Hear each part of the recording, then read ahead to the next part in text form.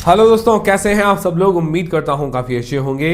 तो दोस्तों, अमांगी media labs का जो आईपीओ में अप्लाई करने के लिए आखिरी दिन था और आखिरी दिन इस आईपीओ को बम्पर सब्सक्रिप्शन देखने को मिला।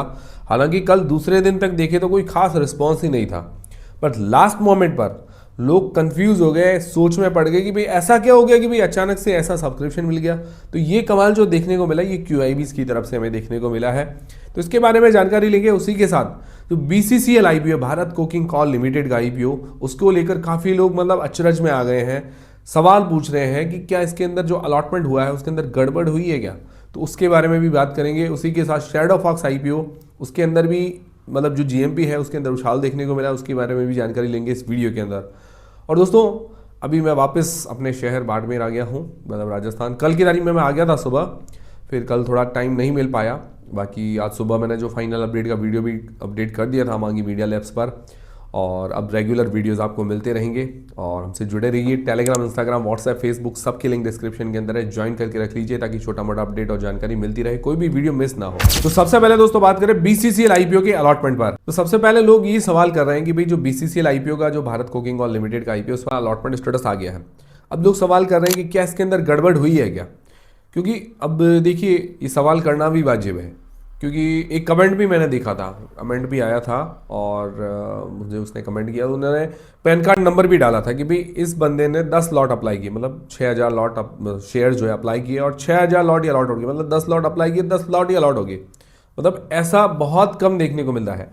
हालांकि मैंने ऐसे 3-4 इंसिडेंट देखे हैं, पहले भी 3-4 इंसिडेंट ऐसे देखे हैं। किसी एक मेरे सब्सक्राइबर ने पहले 13 लॉट अप्लाई किए थे, तो 13 लॉट ही उसको मिल गए। उससे पहले भी काफ़ी ऐसे सब्सक्राइबर्स हैं जिन्होंने 11 लॉट, 10 लॉट ऐसे अप्लाई किए तो उनको मिले हैं। कभी कभार ऐसा मैंने देखने को मिला है।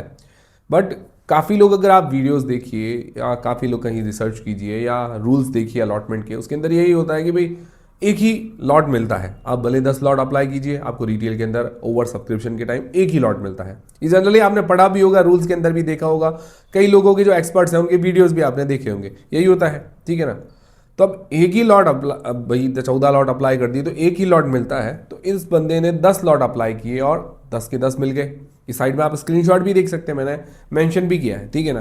तो ये कैसे पॉसिबल हुआ।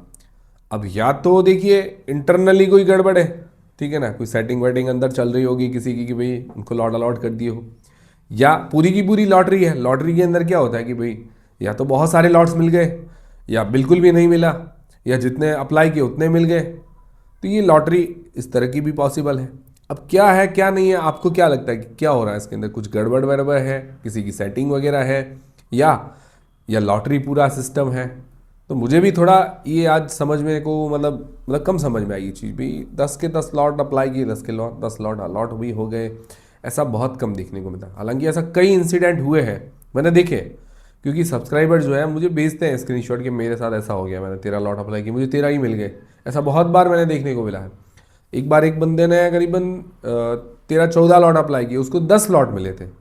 और इससे पहले भी 2-3 बार ऐसा हो चुका है कि काफ़ी लॉट जो है अलॉट हो गए हैं लोगों को। बट ये पॉसिबल कैसे है मुझे थोड़ा समझ में नहीं है, क्योंकि रूल्स तो कुछ अलग कहते हैं कि भाई एक ही लॉट मिलेगा, और अलॉटमेंट जब मिलता है तो कभी कभार ऐसा भी देखने को मिलता है। अब ये भाई लॉटरी है पूरी की पूरी या कुछ और है, वो आप भी थोड़ा मुझे कमेंट करके ज़रूर बताइएगा। मुझे भी थोड़ा कम समझ में आया, मुझे भी एक लॉट भी अलॉट नहीं हुआ। मैंने 6-7 मतलब मैंने आपको बताया था अलग अलग घर के फैमिली मेम्बर से अप्लाई किया था, और लगभग सभी में 2-2 लॉट अप्लाई किए थे, नहीं मिला मुझे एक भी अलॉटमेंट। काफ़ी लोगों को नहीं मिला है, काफ़ी लोग निराश भी है। अब गड़बड़ है नहीं है ये तो भाई अंदर ही जाने सब लोग, जो लोग भी वेबसाइट्स हैंडल करते हैं, जो रजिस्ट्रार है, वो सब जानते हैं, ठीक है ना। बाकी जीएमपी इसकी अच्छी बता रही है, काफ़ी बढ़िया डिमांड है, 60% के आसपास, 60% के आसपास जीएमपी है, 15 रुपये पर शेयर के आसपास इसकी जीएमपी मान के चल सकते हैं। बहुत ही बढ़िया डिमांड बता रही है। और आप में से किन किन लोगों का अलॉट हुआ है भाई, काफ़ी लोगों का अलॉट हुआ, कुछ भी है, तो किन किन लोगों का अलॉट हुआ है मुझे कमेंट करके ज़रूर बताइएगा।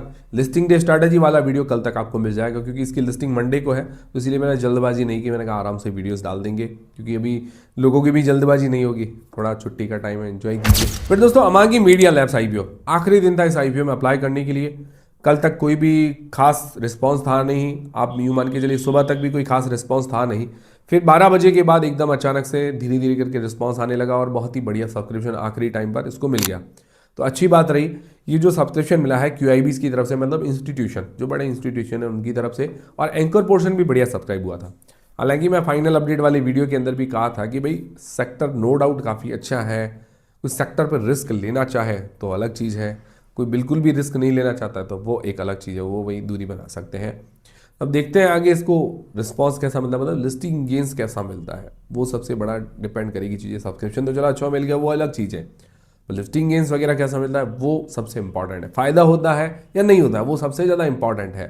कंपनी खराब नहीं है, मतलब सेक्टर वाइज देखा जाए कंपनी अच्छी है, बिजनेस वर्टिकल बहुत अच्छा है, बट फंडामेंटल्स वीक हैं, फाइनेंशियल्स थोड़े वीक हैं, तो ये चीज़ें थोड़ा इफेक्ट तो डालती है, ठीक है ना। रिस्क तो है कंपनी के अंदर भी। टोटल ये 30 टाइम्स 30 गुना के आसपास सब्सक्राइब हुआ है, बहुत ही बढ़िया सब्सक्रिप्शन है। करीबन पैसे देखिए तो 29,700 करोड़ रुपए के आसपास, करीब करीब 30,000 करोड़ रुपए के आसपास पैसे लगे हैं इस IPO पर, बढ़िया बढ़िया बात है। और 33 गुना के आसपास QIB पोर्शन सब्सक्राइब हुआ है, 17,700 करोड़ रुपए के आसपास QIBs ने पैसा लगाया, मतलब आधे से ज्यादा पैसा QIBs ने लगाया, अच्छी बात है। फिर 37 गुना के आसपास NII पोर्शन सब्सक्राइब हुआ है, 10,200 करोड़ रुपए के आसपास NIIs ने पैसा लगाया है। रिटेल पोर्शन 9 गुना के आसपास सब्सक्राइब हुआ है, बहुत ही बढ़िया सब्सक्रिप्शन है। ओवरऑल सब्सक्रिप्शन अच्छा है, खराब नहीं है भाई, डिमांड कम थी उस हिसाब से भी सब्सक्रिप्शन ठीक आया है। और एंकर पोर्शन 800 करोड़ रुपए के आसपास जुटाए गए हैं। तो देखिए इसके अंदर शुरुआत के अंदर एंकर इन्वेस्टर्स ने भी इंटरेस्ट दिखाया था, मतलब वो भी इंस्टीट्यूशन है। फिर QIBs ने भी लास्ट दिन जो है इंटरेस्ट दिखाया है, तो ये बड़ा कारण इसका सेक्टर भी हो सकता है, ऐसा पॉसिबल है। बाकी अब इसके अंदर लिस्टिंग मिलता नहीं मिलता है वो बाद में पता चल जाएगा। बाकी उम्मीद है कि मैंने सुबह भी डिस्कस किया था कि भाई नुकसान तो नहीं जाना चाहिए, जिस हिसाब से सेक्टर है, एंकर लिस्ट आई है। अब एंकर लिस्ट के बाद QIBs ने अच्छा सब्सक्राइब कर लिया है, तो लग रहा है कि भाई कुछ हल्का फुल्का मिल जाए, वो लिस्टिंग वाले दिन ही पता चल पाएगा। बाकी आप लोगों ने क्या किया, इसके अंदर अप्लाई किया नहीं किया, कमेंट करके ज़रूर बताएगा। पर्सनली मैंने अप्लाई नहीं किया। काफ़ी लोग बार बार पूछते हैं कि आप अपना क्यों नहीं बताते। अरे मैं तो भूल जाता हूँ भाई अपना बताना, मैं तो फाइनल अपडेट देता हूँ, जो भी फंडामेंटल्स होंगे, जो भी पैरामीटर्स होंगे या जो भी डेटाज अवेलेबल होंगे वो मैं आपके सामने पेश करूँगा। ये चीज़ मुझे कब याद आएगी मैं अप्लाई किया है नहीं किया। देखिए कुछ भी चीज़ें सोचनी है वो अपने हिसाब से सोचनी पड़ती है, आपको अप्लाई करना नहीं करना आपको खुद को सोचना पड़ता है, नहीं तो क्या दूसरों के भरोसे आपको नुकसान हो जाएगा।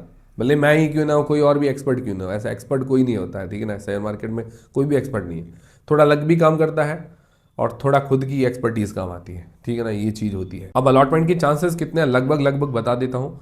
जो 10 लाख से ऊपर की एप्लीकेशन है, बिग HNI कैटेगरी 12% के आसपास 100 में से, स्मॉल HNI कैटेगरी करीब 5% के आसपास, जो 2 लाख से 10 लाख के बीच की एप्लीकेशन करीब। रिटेल पोर्शन के अंदर करीब चांसेस है 13% के आसपास। तो ये करीब चांसेस मैंने आपको बताया। रिटेल पोर्शन जो 2 लाख से नीचे की एप्लीकेशन होती है, जिसके अंदर एक से लेकर 14 अलॉट तक लगा सकते हैं। अलॉटमेंट स्टेटस MUFG मतलब लिंक्डइन टाइम की वेबसाइट पर हमें देखने को मिलेगा 19 जनवरी मंडे को। GMP लगभग 5 से 7% के बीच में चल रही है, लगभग 25 रुपए पर शेयर के आसपास मान के चल सकते हैं। डिमांड लगभग कम है, अब देखते हैं आगे डिमांड बढ़ती नहीं बढ़ती, क्योंकि सब्सक्रिप्शन तो अच्छा आया है। अब आगे पता चलता जाएगा कि भाई डिमांड आ रही है नहीं आ रही है। और काफ़ी लोग पूछते हैं कि आप सीधा क्यों नहीं बताते। भाई सीधा नहीं बता सकते, रूल्स के अंदर नहीं आता ये चीज़ें। मैं आपको सारी चीज़ें क्लियर तो कर देता हूँ, उससे आपकी काफ़ी हद तक क्लियर तो हो जाता है चीज़ें ना। ये चीज़ आपको समझनी पड़ेगी। बाकी डिस्क्लेमर्स वगैरह इसीलिए तो लगाते हैं भाई, सीधे कुछ भी नहीं बता सकते हैं, नहीं तो मैं आपको सीधा ही बता देता कि भाई अप्लाई करो या मत करो, सीधा ही कह देता। बाकी ये खुद का डिसीजन होता है, ठीक है ना, ये खुद आपको सोचना है। फिर दोस्तों जो अपकमिंग IPO सैडोफैक्स लिमिटेड IPO, तो इसकी GMP में उछाल देखने को मिला है। 20 से 22 जनवरी के बीच में ये IPO ओपन रहेगा। तो अभी GMP लेटेस्ट बता रही है 12% के आसपास, 15 रुपये पर शेयर। GMP तो काफ़ी अच्छी बता रही है, ठीक है ना, धीरे बढ़ी है, इस हिसाब से अच्छी है, ठीक है। अब और देखते हैं कितनी डिमांड वगैरह आती है, बाद में पता चलेगा। अभी इसकी डिटेल्स देता हूँ। 20 से 22 जनवरी के बीच में ये IPO ओपन रहेगा। फेस वैल्यू 10 रुपये पर आ रहा है ये IPO। प्राइस बैंड रखा गया है 118 रुपये से लेकर 124 रुपये के बीच में। 120 मतलब 120 शेयर्स का ये लॉट है। इसका टोटल इश्यू साइज देखें तो 1907 करोड़ रुपए का है, 1907 करोड़ रुपए का, जिसके अंदर फ्रेश इशू है 1000 करोड़ रुपए के, OFS है 907 करोड़ रुपए का।